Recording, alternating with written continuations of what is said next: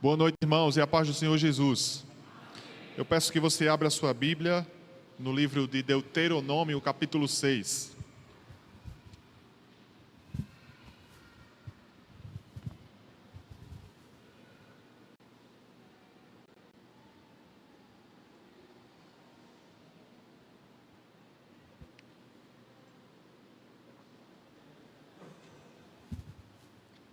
Deuteronômio, capítulo 6, nós vamos ler, irmãos, os versos de 1 a 12. Se você puder se colocar de pé por um instante, e depois nós voltaremos a sentar.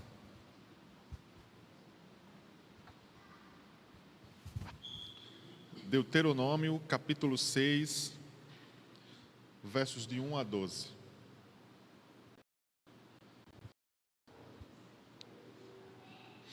Acho que todos já encontraram, então vamos ler.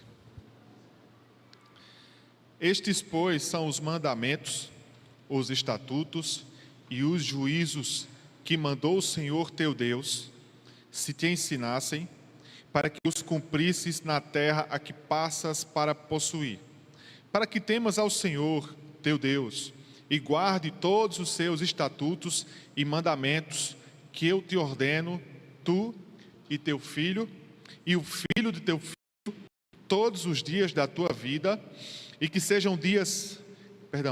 teus dias sejam prolongados. Ouve, pois, ó Israel, e atenta em os cumprires, para que bem te suceda, e muito te multipliques na terra que mana leite e mel, como te disse o Senhor, Deus de teus pais. Ouve, Israel, o Senhor, nosso Deus, é o único Senhor.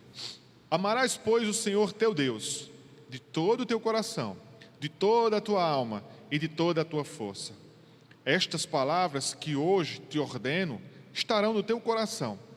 Tu as inculcarás a teus filhos, e delas falarás assentado em tua casa, andando pelo caminho, ao deitar-te, ao levantar-te. Também as atarás como um sinal na tua mão, e te serão por frontal entre os teus olhos. E as escreverás nos umbrais de tua casa e nas tuas portas. Havendo, pois, o Senhor teu Deus introduzido na terra, que sob juramento prometeu a teus pais, Abraão, Isaque e Jacó, que te daria grandes e boas cidades que tu não edificaste, e casas cheias de tudo o que é bom, casas que não encheste, e poços abertos que não abristes, vinhais e olivais que tu não plantastes. E quando comeres e estiveres farto, guarda-te para que não esqueças o Senhor, que te tirou da terra do Egito, da casa da servidão. Amém. Senhor, mais uma vez oramos ao teu nome, te pedindo, Senhor, a tua ajuda, teu auxílio nesta hora, Senhor. Fala ao coração da tua igreja, Senhor. É isto que te pedimos, em nome de Jesus. Amém. Os irmãos podem sentar.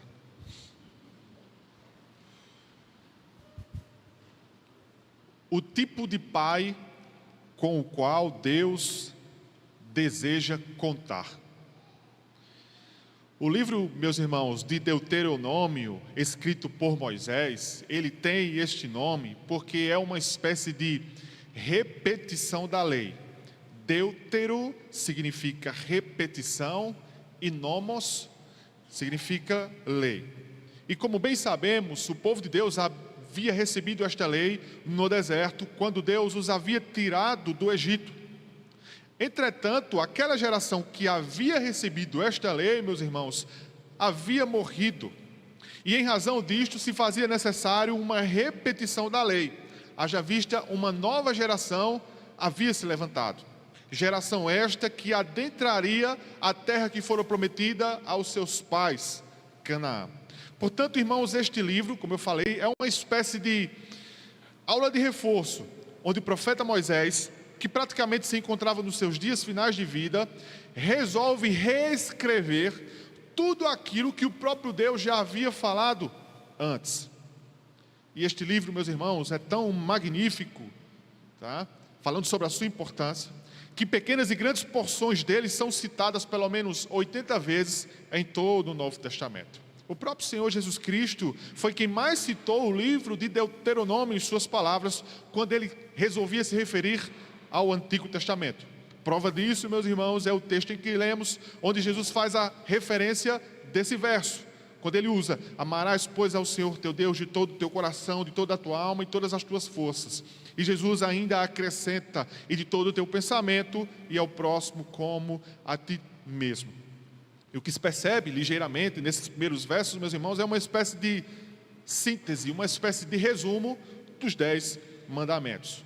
Mas uma outra característica importante ainda sobre este livro, meus irmãos, é que ele tem um caráter extremamente exortativo.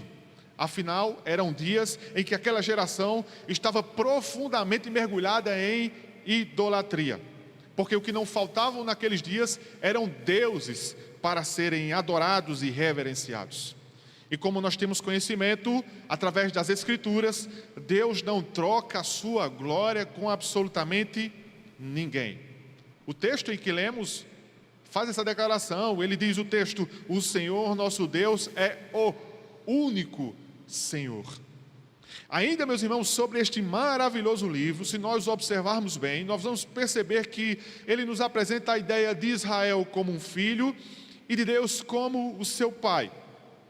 Aquele pai amoroso que deu a vida ao seu filho Israel. Aquele pai amoroso que cuidou deste povo. Um pai amoroso que transmitiu diversos ensinamentos por meio de Moisés no deserto, quando os salvou no Egito das mãos de seu pior inimigo, Faraó. Com base nisso, o que Deus, este pai amoroso, estava exigindo de seu filho Israel, meus irmãos?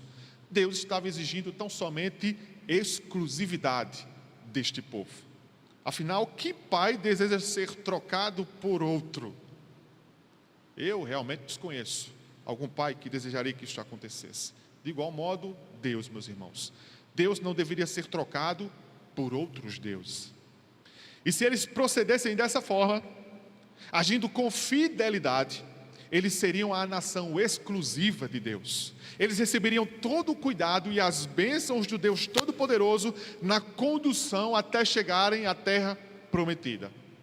Então veja, meus irmãos, toda essa instrução de que o povo de Deus não adorasse outros deuses, toda essa instrução do Senhor, e que não se resumia a apenas 10 mandamentos, todas aquelas histórias incríveis e os relatos das 10 pragas sobre os egípcios, os detalhes de como eles foram engolidos por aquele mar, todas as histórias das queixas e das reclamações também do povo de Deus, apesar de tudo aquilo que Deus fazia em prol deles, todos os mínimos detalhes de como uma nuvem os acompanhava de dia, uma coluna de fogo à noite, bem como o fato miraculoso, meus irmãos, de que o povo preferiu dar ouvido a 2 homens ao invés de 10, falando-se dos espias. Todas essas coisas precisavam ser transmitidas para aquele povo e para as próximas gerações. Mas a questão é, então quem seriam os grandes responsáveis por essa transmissão de todos esses fatos, de todos esses feitos e das exigências de Deus para o seu povo? Se ainda não havia, meus irmãos, quaisquer manuscritos com os registros desses fatos, para que o povo pudesse ler e repassar para gerações futuras, quem então deveria assumir este papel, esta responsabilidade? Quem então seriam os difusores? Através de quem e como isto aconteceria, meus irmãos? Isto deveria ocorrer através dos pais, através da transmissão oral. Os pais eram os verdadeiros responsáveis por não permitirem que tudo aquilo que Deus desejava que eles soubessem a respeito de quem Deus é e das suas exigências fossem apagadas e ofuscadas com o tempo. Ou seja, uma geração precisava relatar e ensinar isto para a próxima geração. Os pais deveriam fazer isso com seus filhos, que por sua vez os seus filhos deveriam fazer com os seus filhos dos seus filhos, e assim por diante. É isto, irmãos, que está registrado no verso de número 2, no texto em que lemos. Portanto, queridos, eu devo afirmar, com base no texto em que lemos, que isto nada mudou. A grande verdade das Escrituras é que a responsabilidade da transmissão das Escrituras ainda continua com os pais. Ela continua comigo e com você. Deixa eu trocar do microfone, né?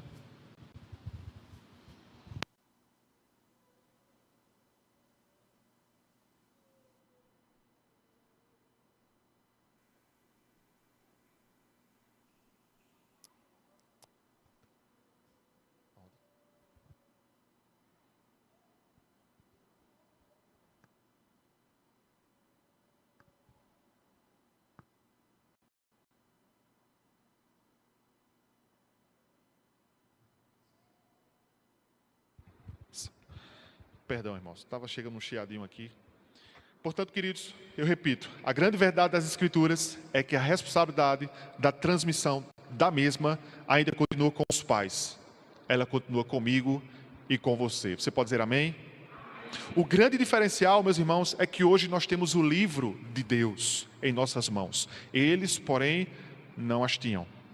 Apenas algumas circunstâncias também são um pouco diferentes, pois, se nesta época os pais eram os grandes responsáveis com o cuidado com a sua família, tendo que ensiná-los diligentemente para que elas não se esquecessem do Deus Redentor, do Deus poderoso que os livrou das mãos do faraó no Egito, e que como consequência passassem a adorar deuses estranhos, agora eu e você, meus irmãos, devemos fazer o mesmo. E com muita diligência temos que ensinar nossas famílias, repassando para os nossos filhos e assim para as próximas gerações, de que existe um Deus, que assim como amou profundamente a Israel, Ele também nos amou de tal forma que enviou o verdadeiro e perfeito Redentor, e não mais um homem falho e capenga, exemplo de Moisés, para nos livrar de um inimigo humano como Faraó, a fim de conduzi-los a uma terra chamada Canaã. Mas um Redentor que é o próprio Deus, meus irmãos, o Todo-Poderoso, o Filho de Deus, a fim de nos tornar livres das mãos de Satanás, do qual nós éramos escravos neste mundo, e então nos levar a um eterno lugar de descanso, chamado céus, meus irmãos. Sabendo disto, meus irmãos, que tipo de pai Deus deseja contar? Quais são os modelos de pais com os quais Deus conta para a transmissão das suas verdades? Em primeiro lugar, meus irmãos, nós precisamos, e Deus também, de pais convertidos. Você pode dizer amém? Veja comigo o versos 5 e 6, por favor. Versos 5 e 6 diz: amarás o Senhor teu Deus de todo o coração, de toda a tua alma e de todas as tuas forças. E estas palavras que hoje te ordeno estarão em teu coração. Irmãos, antes de exigir que suas palavras fossem repassadas para as próximas gerações, Deus exige que estas preciosas palavras estejam bem preservadas nos corações e nas mentes dos pais, os responsáveis por esta transmissão. Pois, meus irmãos, como poderemos transmitir algo como sendo uma verdade, ainda mais se tratando da palavra de Deus, se nós mesmos sequer acreditamos e agimos como legítimos filhos de Deus? Como eu posso transmitir aos meus filhos se eu mesmo não creio que ela é a preciosa, infalível palavra de Deus?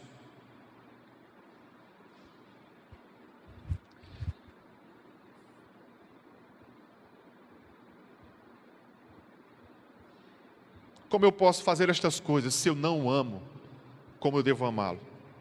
Deus estava chamando, meus irmãos, os israelitas, em especial os pais, para afirmarem um propósito de fidelidade com Ele, para em seguida poderem transmitir as verdades de Deus. Deus estava dizendo àquele povo que Ele deve ser a prioridade de todo pai. Deus estava ensinando a Israel que eles deveriam cuidar de si mesmos e refletirem quem são os ídolos do seu coração, para em seguida poderem cuidar dos outros, meus queridos. Portanto, eles deveriam amar a Deus e crer nele acima de todas as coisas. Pois seria impossível que eles pudessem cuidar da alma dos seus filhos sem antes saber como anda a sua própria alma. E eu vou exemplificar isto, tornando este entendimento, esta explicação um pouco mais aplicável para nós.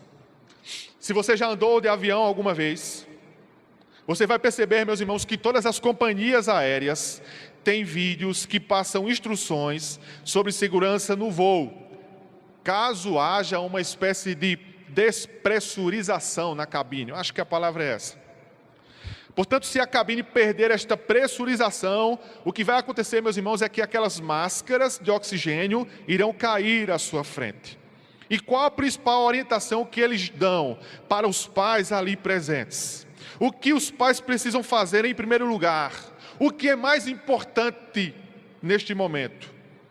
A orientação é: coloquem suas máscaras primeiro, antes de colocarem as máscaras em seus filhos. E por que eles precisam cuidar de si mesmos antes de cuidar dos filhos, não é? Por que é mais importante colocar a máscara em mim para depois colocar nos meus filhos? Não parece bem egoísta, não é, André? Mas não é, meus irmãos. Um pai ou uma mãe que desmaia na tentativa de colocar a máscara em seu filho não conseguirá salvar a si mesmo, muito menos em seguida conseguirá salvar a vida do seu filho. Essa ilustração, meus irmãos, é muito verdadeira quando falamos sobre o dever de um pai, que consiste em observar se ele verdadeiramente ama a Deus sobre todas as coisas. Se de fato ele crê em Deus e cuida do seu coração e da sua própria alma, para depois ele pensar em liderar a sua família.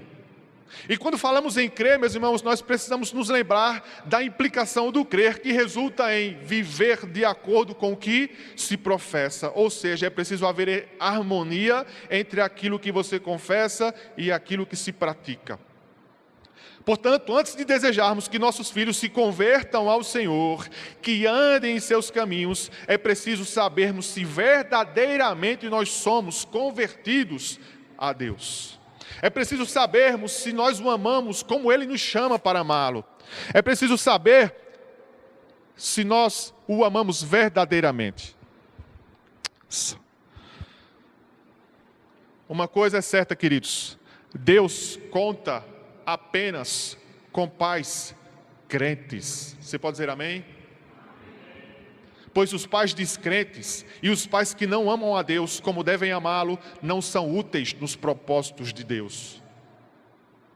Quando os pais não são crentes, ou mesmo quando estes não vivem de acordo com o que ensinam, toda a autoridade e a credibilidade daquilo que transmitem sobre as coisas de Deus se desfazem facilmente com o decorrer do tempo, meus irmãos, porque aquele ensinamento não parece um ensinamento sólido e verdadeiro. Os nossos filhos não crerão nas verdades das Escrituras se nós mesmos não demonstrarmos isto em nossas ações. É impossível que eu tente levar a minha família a Deus se eu mesmo sequer vivo como seguidor dele. Faço o que eu digo, mas não faço o que eu faço, certamente não é uma inspiração adequada para o coração de nosso cônjuge e de nossos filhos, meus irmãos. O maior exemplo que nós podemos dar aos nossos filhos é a nossa santidade pessoal. Você pode dizer amém? Os israelitas não foram chamados por Deus para amarem ao Senhor através de apenas um discurso verbal que deveria ser transmitido para os seus filhos. Eles foram chamados por Deus para amá-lo e expressarem este amor em todas as áreas de sua vida. E é preciso entendermos que Deus exige este mesmo ideal de nós, meus irmãos. Pais convertidos não estão preocupados apenas em conhecer e transmitir aos seus filhos a sólida e maravilhosa doutrina reformada. Pais convertidos não estão preocupados apenas em conhecer e transmitir aos seus filhos a preciosa confissão de fé de sua denominação. Eles também não estão preocupados apenas em conhecer e transmitir aos seus filhos os 5 pontos do calvinismo, as 5 solas, a melhor forma de batismo, a sua melhor visão escatológica das Escrituras. Não, meus irmãos. Pais convertidos estão verdadeiramente preocupados como todas essas coisas reverberam em suas vidas e como isso será evidenciado nas suas ações. Deus exige, meus irmãos, que o amemos de todo o coração e que este amor por Ele se transforme em ações e não apenas em discursos vagos, ausentes de prática. Há um puritano chamado George Hammond. Ele afirmou o seguinte, ao comentar sobre o tipo de pai que Deus deseja contar. Ele disse: sua vida será uma perigosa pedra de tropeço se aqueles que estão em nossos lares ouvirem você falar na língua dos anjos quando está de joelhos, mas assim que o culto acaba, ouvirem você expressar seu mau humor com palavras amargas e injuriosas, ou observarem expelir palavras ultrajantes de orgulho ou destempero. Não adianta parecer ser um crente na igreja e demonstrar amar todas as verdades das Escrituras, quando em casa nós agimos como ímpios e infiéis, meus irmãos. Além do próprio Deus, ninguém vê com mais clareza o nosso verdadeiro caráter do que a nossa própria família, meus irmãos. Eles verdadeiramente podem afirmar e testemunhar com autoridade se nós somos crentes ou não. Eu conheço uma família, meus irmãos, em que todos os 3 filhos estão afastados do caminho do Senhor. E eu ouvi dos lábios deles mesmos que uma das razões para este afastamento é o péssimo exemplo, o péssimo testemunho dos seus pais. Isso justifica? Óbvio que não, meus irmãos. Mas isso é coerente. Matthew Henry, um dos grandes pais puritanos, afirmou o seguinte: segui o método certo. Primeiro colocai Cristo no trono de vosso coração, e então estabelecei uma igreja de Cristo em vossa casa. Deixai que Cristo em vosso coração habite pela fé, e depois disto, deixai-o habitar em vossa casa. Os pais convertidos, meus irmãos, com os quais Deus deseja contar para a transmissão de suas palavras, se aplicam com diligência à leitura das Escrituras. Os pais convertidos com os quais Deus deseja contar, meus irmãos, são homens e mulheres piedosos que oram e desejam a Deus com todo fervor. Eles amam a Deus mais do que seus bens, eles amam a Deus mais do que seus títulos e ofícios, eles amam a Deus mais do que qualquer outra coisa na terra, inclusive os seus próprios filhos. Eles não têm outros deuses, mas eles amam um único Deus com todo o seu coração, com toda a sua alma, com todas as suas forças. Os pais, meus irmãos, com os quais Deus deseja contar, têm a palavra de Deus impressa em suas vidas. E aquilo que eles fazem ou deixam de fazer, revelam o caráter santo de Deus. O pastor Hernandes Dias Lopes, comentando sobre esse texto, afirmou o seguinte: os pais não apenas geram, mas também criam os filhos à sua imagem e semelhança. Por isso, os pais precisam educar a si mesmos antes de educar os filhos. Precisam amar a Deus para depois ensinar os seus filhos a amar a Deus. Ele ainda diz mais: não criamos filhos com belos discursos. Nós os educamos com uma vida irrepreensível. Não inspiramos nossos filhos a amarem a Deus, dando-lhe apenas preceitos e mais preceitos, mas demonstrando a eles nosso amor por Deus e apego à sua palavra. Não motivamos nossos filhos a serem integrados na igreja se nós mesmos não somos engajados. O exemplo não é um mero recurso pedagógico na criação dos filhos, é o único instrumento capaz de inspirá-los a viver de modo digno. Deus nos convoca, meus irmãos, a amá-lo. Mas o amor a Deus, desacompanhado de obediência, não é amor. O amor a Deus, desacompanhado de obediência, é farisaísmo. Amar a Deus, sobre todas as coisas, é o dever principal de todo pai. Amém? Portanto, em primeiro lugar, Deus deseja contar com pais convertidos. Mas em segundo lugar, meus irmãos, Deus deseja contar também com pais discipuladores. Veja comigo só o início do verso 7, por favor. O início do verso 7 diz assim: e as inculcarás. Naqueles dias, meus irmãos, como eu falei, não havia cópias da lei de Deus. Portanto, esta lei deveria ser ensinada oralmente. E isto era uma prática comum naqueles dias, meus irmãos, utilizadas não apenas pelo povo de Deus, mas por outras nações e povos no passado. Ou seja, de boca em boca, de pai para filho, e assim sucessivamente, se transmite um conteúdo que se considerava importante e que não deveria ser esquecido ou apagado da história. Este era um método comum, meus irmãos, e mais prático de se fazer a transmissão das verdades de Deus naqueles dias. Aqueles filhos precisavam ouvir dos seus pais a palavra de Deus, para que estes, por sua vez, pudessem ensinar a seus filhos e os filhos dos seus filhos. E qual era o conteúdo desta transmissão oral quando se fala sobre povo de Deus? A lei de Deus, os estatutos do Senhor, os mandamentos, meus irmãos. Portanto, Moisés estava instruindo e preparando aquela nova geração de israelitas a estarem devidamente preparados, porque logo em breve eles entrariam na terra prometida.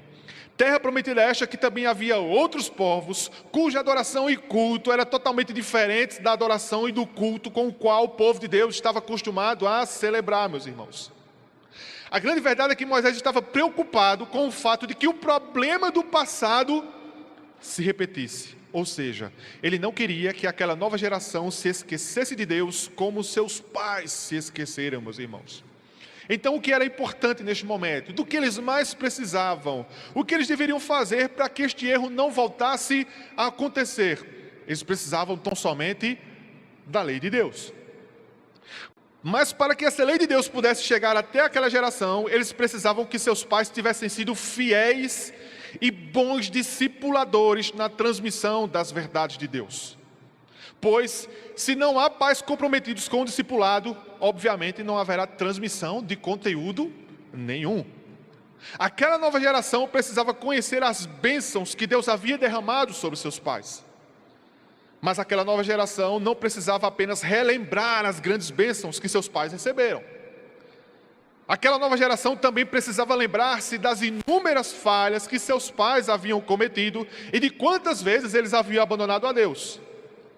Porém, meus irmãos, o conhecimento de todos esses erros, das vezes que eles se afastaram do Senhor, só faria sentido se eles soubessem o que aconteceu no passado.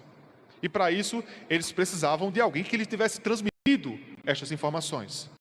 Então veja, meus irmãos, do que aquela nova geração, que logo adentraria uma terra estranha, tanto precisava? Eles precisavam da lei de Deus, como eu afirmei agora há pouco. Lei esta que só poderia estar impressa em seus corações, se os seus pais tivessem sido fiéis discipuladores em sua transmissão oral. Infelizmente, meus irmãos, muitos pais pensam que estão sendo pais e mães, segundo a palavra de Deus, cumprindo com suas obrigações paternas, somente pelo fato de cuidarem das necessidades físicas e materiais dos seus filhos. Um grande engano. Apenas isso não é suficiente. Se os nossos filhos, meus irmãos, fossem constituídos apenas de um corpo material, é óbvio que faria muito sentido praticar todas estas coisas, dar boas roupas, uma boa escola, uma boa alimentação e etc. Mas nossos filhos, meus irmãos, não são apenas um corpo material que dependem apenas destas necessidades. Nossos filhos, meus irmãos, têm uma alma eterna, queridos. E a alma dos filhos também deve receber cuidados especiais. Na verdade, eu diria, queridos, que esta é a parte mais importante e cujo recurso é o que eles mais necessitam. Nossos filhos, meus irmãos, nossas filhas, na verdade toda a nossa família, são uma espécie de pequeno rebanho que Deus colocou em nossas mãos para que nós pudéssemos pastoreá-los. E o que este rebanho mais precisa é de alimento, alimento este que é a palavra de Deus, meus irmãos. E quando eu falo aqui em um rebanho chamado família, que Deus colocou em nossas mãos, eu desejo tratar isto de forma mais específica com os homens aqui presentes. Isto não quer dizer que nossas esposas, as mães, estejam livres de responsabilidades. De maneira nenhuma. Ela é uma auxiliadora maravilhosa que Deus nos deu para este cuidado e tarefa. Mas compete ao pai, compete ao homem do lar, a função de ser o pastor e sacerdote de sua casa. Compete principalmente ao homem a transmissão da palavra de Deus para os filhos. E isto só possível se nós formos pais diligentes, meus irmãos, no ensino e transmissão da palavra de Deus. Atenção, homens, não basta, meus queridos, fazer os nossos filhos gostarem das mesmas coisas que nós gostamos. Não basta fazer os nossos filhos amarem as mesmas coisas que nós amamos, como música, culinária, profissão, time de futebol e etc. Tudo isto, pai, é irrelevante com aquilo com o qual nós somos chamados a amar e com o qual nós somos comprometidos a fazerem eles amarem também, e que obviamente é a Deus e a sua palavra. Meus irmãos, a herança mais preciosa que os pais podem deixar para os seus filhos não consiste apenas em grandes propriedades, grandes riquezas, mas consiste no fato de que eles transmitiram com fidelidade e diligência as grandes verdades sobre Deus. Um puritano chamado John Randolph afirmou o seguinte: eu teria sido um ateu se não fosse uma lembrança, e era a lembrança da época em que minha falecida mãe costumava pegar as minhas mãozinhas na dela, fazendo-me curvar em seus joelhos, onde ela me ensinou a orar. O que você tem transmitido aos seus filhos? Em que e qual fundamento nós temos discipulado a nossa família? É tempo, meus irmãos, de pastorearmos este pequeno rebanho com zelo, com dedicação e com um olhar mais amoroso, meus irmãos. É tempo de assumirmos uma postura de pastores em nossos lares. E não esqueçamos, queridos, que o conteúdo da transmissão que nossos filhos tanto precisam é a preciosa palavra de Deus. Portanto, Deus deseja contar com pais discipuladores. Amém? Pais convertidos. Em segundo lugar, pais discipuladores. Mas que tipo de pai ainda Deus deseja contar? Pais comprometidos. Veja comigo o verso 7 a 9, meus irmãos.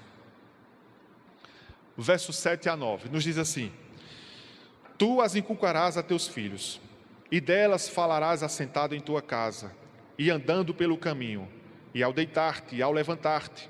Também as atarás como um sinal na tua mão, e te serão por frontal entre os olhos. E as escreverás nos umbrais de tua casa e nas tuas portas. Quem deveria fazer isto, meus irmãos? Os pais. E como este ensino deveria ocorrer? Com diligência, com persistência, em todas as horas, em todas as oportunidades, meus irmãos.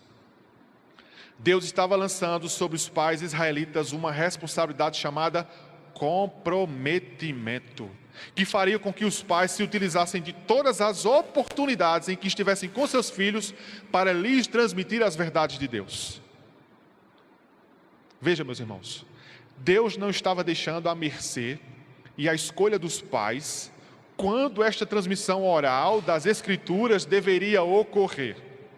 Deus não estava dizendo o seguinte: talvez vocês possam se reunir para falar de mim apenas algumas vezes, talvez alguns dias por mês, talvez em algumas poucas horas, em algumas raras oportunidades. Não, meus irmãos, Deus estava dizendo que toda ocasião é uma excelente oportunidade para falar aos nossos filhos sobre Ele mesmos, meus irmãos. Portanto, queridos, não existe momento inoportuno para isto. Os israelitas precisavam entender que para a transmissão das Escrituras não se precisava de ocasiões especiais para tal, pois todo o encontro de um pai com o seu filho, seja de dia, seja de noite, seja na sala, na rua, andando ou correndo, todo lugar é uma ocasião e uma oportunidade para falar de Deus mais uma vez para os filhos, meus irmãos.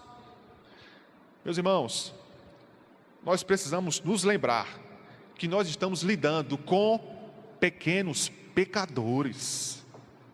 Nós precisamos nos lembrar, meus irmãos, que nós estamos lidando com pessoas que ainda não foram regeneradas. Mas como assim, Jefferson? Ainda que sejam nossos filhos, meus irmãos, e que tenham o nosso poderoso sobrenome, né, junto com eles, ainda que tenham algumas de nossas características físicas que os tornem bem semelhantes a nós, ainda que sejam lindinhos e fofinhos, assim como minha filha é e puxou ao seu pai, eles nasceram, meus irmãos, elas nasceram pecadoras.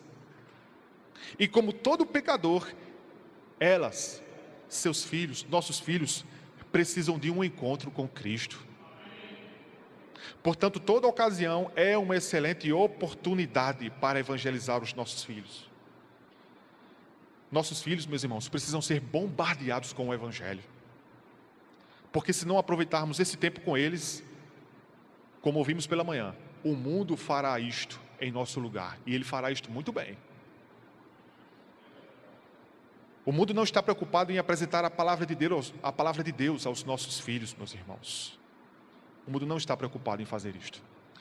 Deixe sua Bíblia marcada em Deuteronômio, por favor. Passe comigo algumas páginas e vá lá para Salmos, de número 78. Só para reforçarmos este argumento, veja comigo o Salmos de número 78.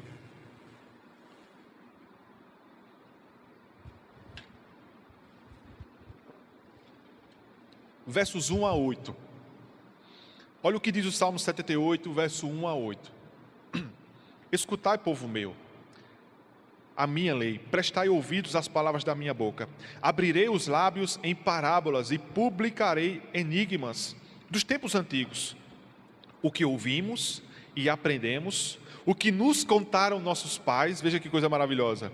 Não encobriremos a seus filhos, contaremos à vindoura geração os louvores do Senhor e o seu poder e as maravilhas que Ele fez. Ele estabeleceu um testemunho em Jacó e instituiu uma lei em Israel e ordenou a nossos pais que o transmitissem a seus filhos, a fim de que a nova geração os conhecesse, filhos que ainda hão de nascer, se levantassem por sua vez os referissem aos seus descendentes, para que pusessem em Deus a sua confiança, e não se esquecessem dos feitos de Deus, mas lhes observassem os mandamentos, e que não fossem como seus pais, geração obstinada e rebelde, geração de coração inconstante, e cujo espírito não foi fiel a Deus. Percebemos, irmãos, sobre quem o Senhor lança essa responsabilidade mais uma vez. Esta responsabilidade, meus irmãos, não estava sobre os ombros dos levitas. Ela não estava sobre os ombros apenas dos sacerdotes. Esta responsabilidade, a preço de hoje, não está apenas sobre os ombros do pastor, ou da professora da salinha, ou do professor de escola bíblica dominical. Esta responsabilidade está sobre os ombros do pai, dos pais, e elas devem ocorrer em todo o tempo, meus irmãos. O pai crente que leva o seu filho na igreja para ouvir a instrução da palavra de Deus apenas nos domingos à noite e ocasionalmente pelas manhãs aos domingos, e que em casa não aproveita as oportunidades para a pregação da palavra de Deus para os seus filhos, fazendo-os diariamente e em toda ocasião, ele deve estar ciente que ele está perdendo o seu filho para o mundo com uma longa margem de derrota. Não adianta, meus irmãos, e você, pai, principalmente, você ser o mais dedicado ao seu trabalho. Não adianta fazer horas extras e horas extras de serviço, pensando que pelo fato de estar fazendo isto, você está dando o seu melhor para a sua família, quando na verdade você está deixando a sua casa desassistida e desamparada da palavra de Deus. Também não adianta você ser o servo mais exemplar da igreja, estando na comunidade dos santos de domingo a domingo, participando de todos os grupos e departamentos da igreja, sendo um fiel dizimista, sendo um oficial zeloso da casa do Senhor, se em casa você é um pai que negligencia o ensino da palavra de Deus aos seus filhos. Eu não quero dizer, meus irmãos, que o nosso trabalho profissional e o nosso serviço para com Deus devem ser feitos de forma negligente, não é isso. Eu estou apenas replicando aquilo que está escrito em 1 Timóteo capítulo 5, verso 8, que diz: se alguém não cuida dos seus, especialmente dos de sua casa, ele tem negado a fé e é pior que um descrente. Lembra de Jó, meus irmãos? Lembra do que Jó fazia pelos seus filhos? Está escrito em Jó capítulo 1, versículo 5, que Jó todos os dias sacrificava, porque ele supunha que seus filhos tinham pecado, e Jó fazia isto diariamente. Jó demonstra, meus irmãos, comprometimento com a responsabilidade para os seus filhos, oferecendo a Deus sacrifícios continuamente pelos pecados que seus filhos poderiam estar cometendo. Jó era um pai comprometido. Jó não desperdiçava as oportunidades. Eu contei aqui numa quinta-feira uma experiência bem interessante que eu passei com minha família lá em casa e vou contar aqui para vocês. Eu estava de férias no mês de dezembro, viajando, Daniel morrendo de saudades de mim, e aí o meu vizinho me liga e diz: Jefferson, tem uns caras aqui filmando o primeiro andar da rua, e eles estão fazendo isso em várias casas.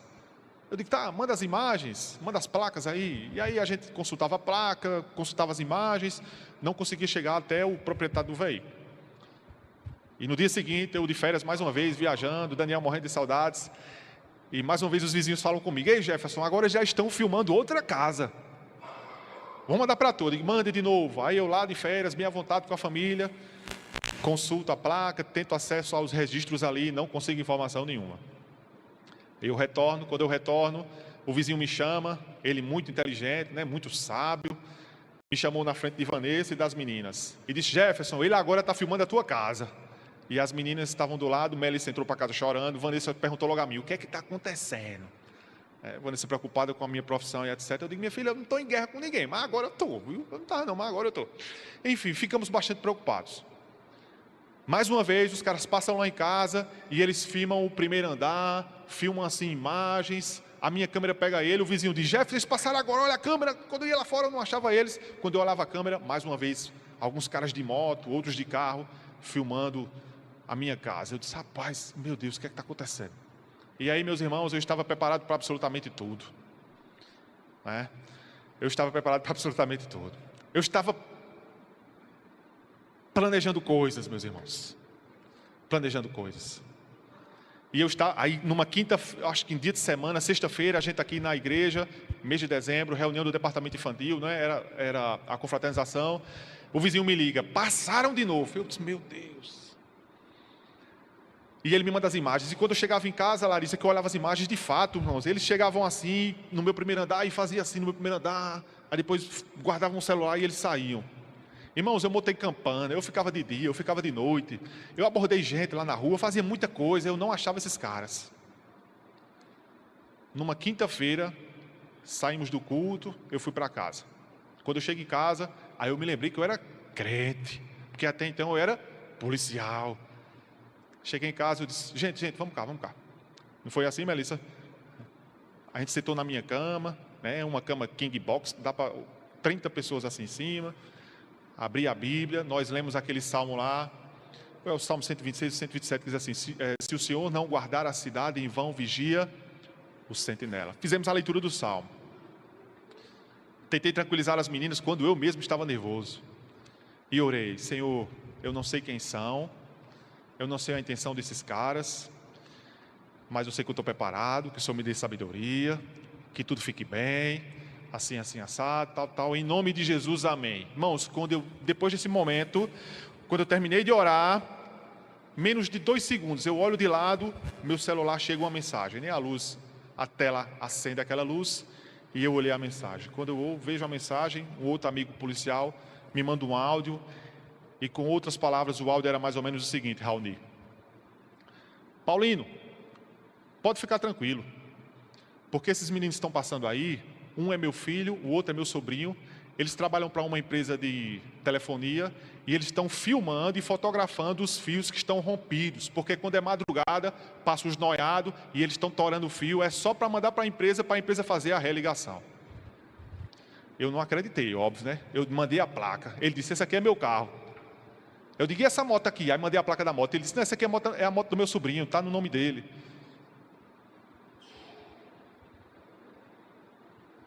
Eu precisava entender que eu era crente, irmãos. Eu estava agindo só como policial.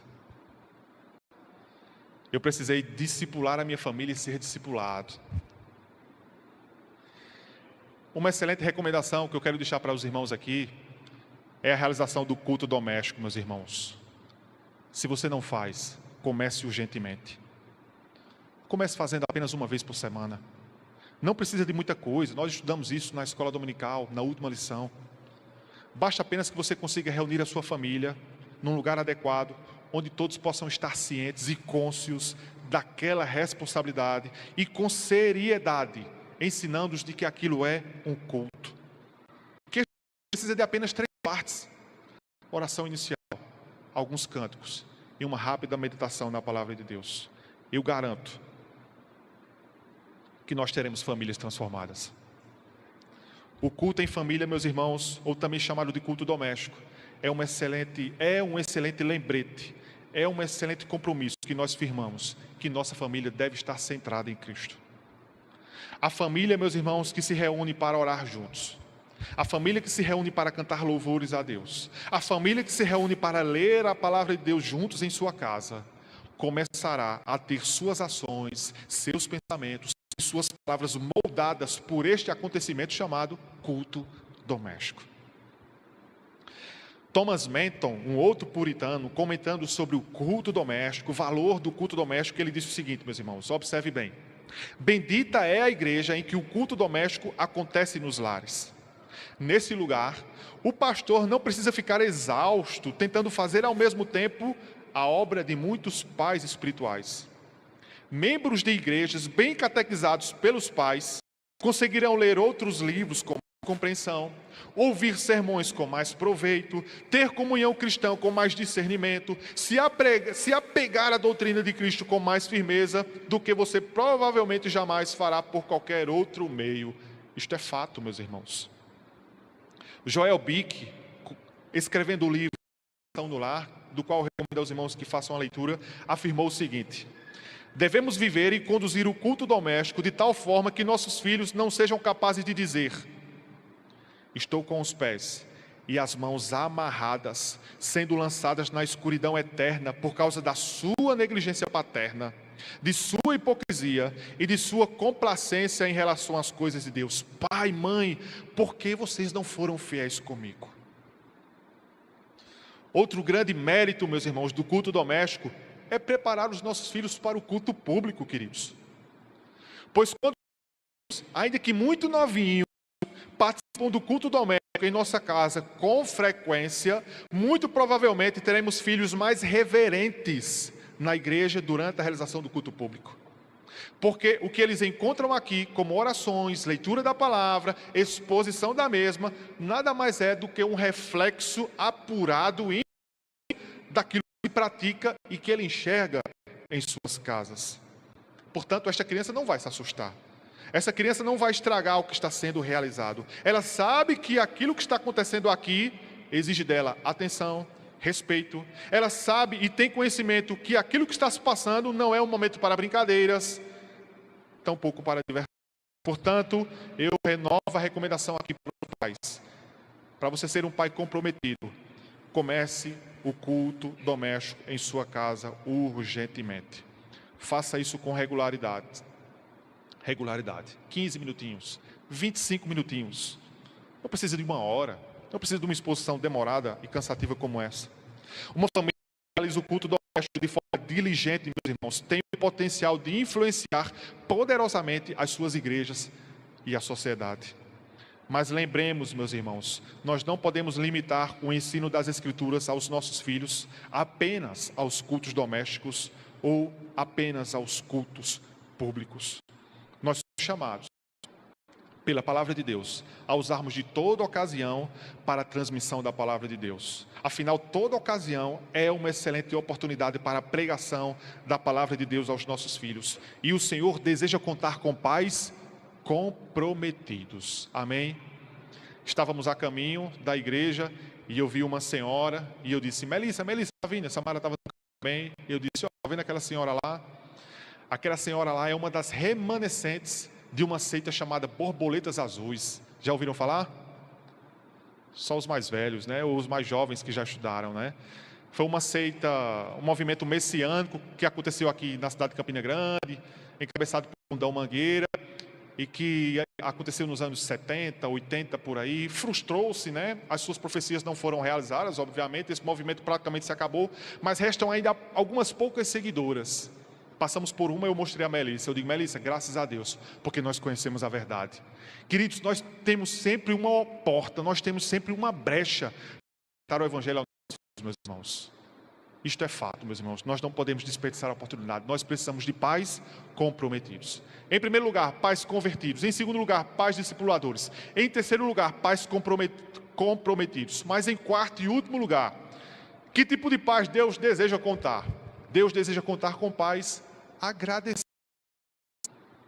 Leia comigo os versos 10 a 12, por favor, de Deuteronômio 6.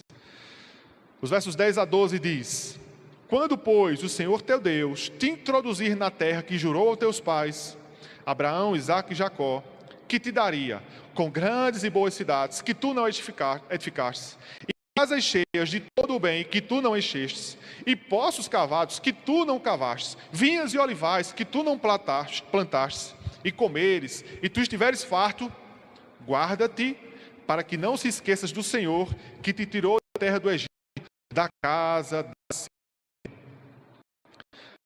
palavras, meus irmãos.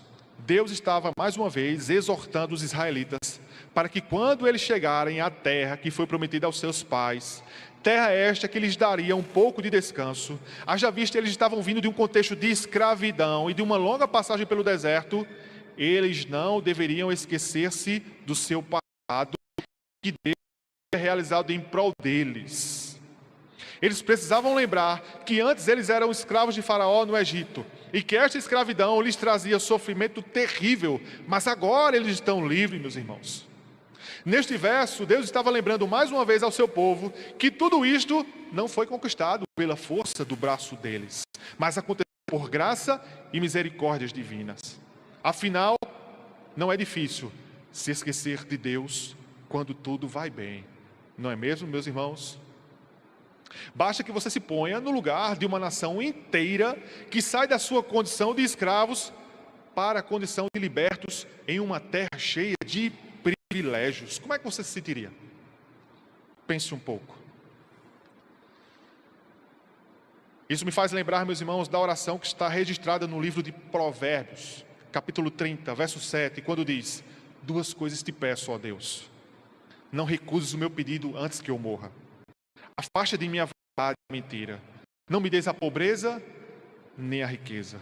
Dá-me o pão que for necessário, para não acontecer que, quando eu estiver farto, eu te negue, e eu venha a dizer: quem é o Senhor? Deus estava dizendo o seguinte àquela nação: quando vocês chegarem à terra prometida a vossos pais, e lá vocês encontrarem poços que vocês não cavaram, árvores frutíferas e grandes hortas que vocês não plantarem, quando vocês ficarem maravilhados com tudo aquilo que vocês visualizarem, quando enfim estiverem acostumados com todo o conforto que vocês não tenham, muito cuidado para não se esquecerem de mim, o vosso Senhor, pois fui eu quem fiz tudo isso por vocês. Deus estava dizendo aos israelitas que eles não pensassem que pelo fato de estarem ali e de receberem todas essas maravilhosas coisas, é porque eles foram merecedores de tudo isso. A grande verdade é que Deus estava orientando aquele povo a se afastarem de um coração cheio de orgulho. Pois se isto viesse a acontecer, certamente Deus seria trocado, meus irmãos. Deus seria mais uma vez substituído. E como nós lemos no início, Deus não tolera infidelidade. Portanto, meus irmãos, quando um dia nós nos encontrarmos nas mesmas condições em que os israelitas se encontraram, vivendo uma vida bastarda, de tudo aquilo que nós precisamos e de tudo aquilo que nós gostaríamos de ter, quando antes éramos apenas escravos, então nós não podemos nos esquecer de Deus, meus irmãos. Que nós não nos esqueçamos do que Ele fez por nós. Que não sejamos orgulhosos ao ponto de acharmos que pelo fato de termos uma belíssima família, de termos filhos andando nos caminhos do Senhor e servindo a igreja, de possuirmos uma casa maravilhosa, cheia de cômodos e de vistosos móveis, de trabalharmos em um emprego que nos concede uma excelente remuneração, de termos uma boa saúde, pensarmos, ao menos por um instante, nos esquecermos de Deus, que isto foi uma conquista nossa, que isso é apenas mérito do nosso esforço e trabalho, que conquistamos estas coisas porque fomos diligentes no estudo, quando na verdade tudo isto revelará um pecado terrível contra Deus, e que isto não aconteça conosco, meus irmãos. Portanto, somos chamados a termos aquilo que a palavra nos orienta, e que consiste em não nos esquecermos de Deus e dos seus feitos, em não nos sermos tomados por um sentimento pecaminoso chamado de orgulho, em achar que tudo aquilo que nós temos e todas as nossas conquistas é fruto apenas do nosso trabalho e não do que Deus nos deu, meus irmãos. Mas somos chamados a nos lembrar que antes nós éramos escravos em terra alheia. Antes estávamos como Israel, meus irmãos. Eles sob o jugo de Faraó, nós estávamos sob o jugo de Satanás. Portanto, é mais que urgente olharmos para a cruz e encontrar nesta cruz conhecimento e graça, porque sem esta cruz, sem a maravilhosa ação do Filho de Deus, como assim nós cantamos nesta noite, certamente nós ainda estaremos presos a Satanás, que antes nos escravizava, meus irmãos. Portanto, Deus nos chama a sermos pais agradecidos, a olharmos para tudo aquilo que nós temos hoje, tudo aquilo que nós recebemos, filhos e filhas, esposo, esposa, e sermos gratos a Deus, meus irmãos. Portanto, queridos, como eu havia afirmado no início do sermão, a grande verdade das Escrituras é que a responsabilidade da mesma ainda continua com os pais. Ela continua comigo e com você. Deus não mudou as suas estratégias. Esta responsabilidade não foi delegada aos pastores, como assim afirmamos. Ela não foi delegada aos professores da sala de escola dominical, às professoras, ao professor de religião da escola. Ela não foi repassada a absolutamente ninguém. Esta tarefa é minha, esta tarefa é sua. Deus concedeu a mim e a você, meus irmãos. E se é aos pais que Deus concede esta tarefa, é aos pais que Deus irá de dar. O nosso lar, meus irmãos, é o primeiro e o principal ambiente para ensino da nossa fé. O pensamento, meus irmãos, de ter crianças passando a eternidade no inferno, ainda mais se forem nossos filhos, meus irmãos, deveria ser esmagador para qualquer pai.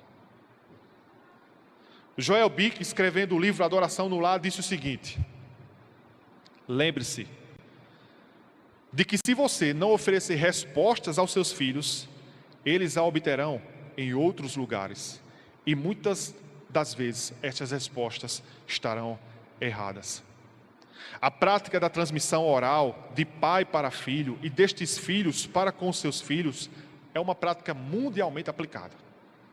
Pequenas e grandes histórias, mitos e lendas e padrões de cultura são apenas alguns exemplos do que se pode fazer com a transmissão oral. E quando você dispensa esse recurso, você anula e apaga uma história, uma nação, uma cultura. É através desse recurso que você recorda fatos importantes. É através deste meio que você mantém viva uma cultura. É através da transmissão oral que nós concedemos a uma pessoa a capacidade de conhecer o que se deu, o que realizou-se no passado. Portanto, meus irmãos, não basta oferecermos para os nossos filhos a melhor instrução e a melhor formação educacional. Não basta darmos aos nossos filhos a melhor roupa. Não basta oferecermos para os nossos filhos o melhor alimento. Não basta oferecermos para os nossos filhos os nossos bens como herança. O ímpio e o ateu, meus irmãos, fazem a mesma coisa. Nós fazemos diferentes porque o que mais nossos filhos precisam é da transmissão da palavra de Deus. E esta palavra precisa ser transmitida aos filhos por pais convertidos, pais discipuladores, pais comprometidos e pais agradecidos. Quando nossos filhos, meus irmãos, deixarem o nosso lar, eu já começo a me tremer quando isso está acontecendo, né? Essas meninas casando, hein, Larissa? Meu Deus. Quando os nossos filhos deixarem o nosso lar, quando eles deixarem o cuidado que nós tínhamos sobre eles para seguirem as suas vidas e assim estabelecerem as suas próprias famílias, o nosso maior desejo, meus irmãos, é que eles sejam gratos, é que eles sejam agradecidos. Mas não apenas pelas muitas horas dedicadas ao cuidado intelectual deles, não apenas pelo cuidado físico, pelas instruções de moralidade e educação, mas principalmente pelas muitas e muitas horas dedicadas ao ensino das Escrituras no lar, cujo zelo lhes proporcionou a graça de conhecerem o seu Salvador Jesus Cristo, e cujo maior desejo dos mesmos é replicar aos seus filhos estas grandes verdades. Nossos filhos, meus irmãos, precisam olhar para nós e, quem sabe, um dia dizer as seguintes palavras: meus pais, eles nunca foram perfeitos, não, absolutamente não. Meus pais eram cheios de falhas, mas eles amavam a Deus profundamente e eles jamais negligenciaram o ensino das Escrituras a mim. Alguém afirmou: como pais cristãos, nosso objetivo ao criar os filhos não é prepará-los para o mundo como adultos plenamente funcionais. Nosso objetivo é preparar nossos filhos para a eternidade. Jonathan Edwards, congregacional, avivalista, como eu e você, ele afirmou: toda família cristã deveria se comportar como se fosse uma pequena igreja. Eu vou encerrar, meus irmãos, falando um pouco sobre a vida de Josué. nós lemos no início, Josué, e fizemos a seguinte declaração, como ele fez: eu e minha casa serviremos ao Senhor. Pois bem, a palavra de Deus nos diz que enquanto Josué esteve vivo, observe bem, o povo de Deus esteve servindo fielmente ao Senhor. As Escrituras também nos dizem que a geração que se levantou logo após a morte de Josué também andou nos caminhos do Senhor. Que maravilha! Mas estas mesmas Escrituras nos dizem que a geração subsequente a esta que se levantou logo após a morte de Josué, lamentavelmente não fez a mesma coisa. Na verdade, eles fizeram o que era mal aos olhos do Senhor, adorando a deuses estranhos. E como consequência deste afastamento de Deus, a ira do Senhor se levantou sobre eles. E mais uma vez eles passaram a ser oprimidos por outros povos. Mais uma vez eles se tornaram escravos de outras nações. Veja, muito provavelmente uma geração de pais falhou terrivelmente em não transmitir as verdades de Deus para os seus filhos. E a consequência disto foi a ira do Senhor sobre eles. Que não sejamos estes pais, mas que sejamos pais que verdadeiramente amam ao Senhor e que demonstram amar os seus filhos, ensinando-lhes diligentemente as verdades das Sagradas Escrituras.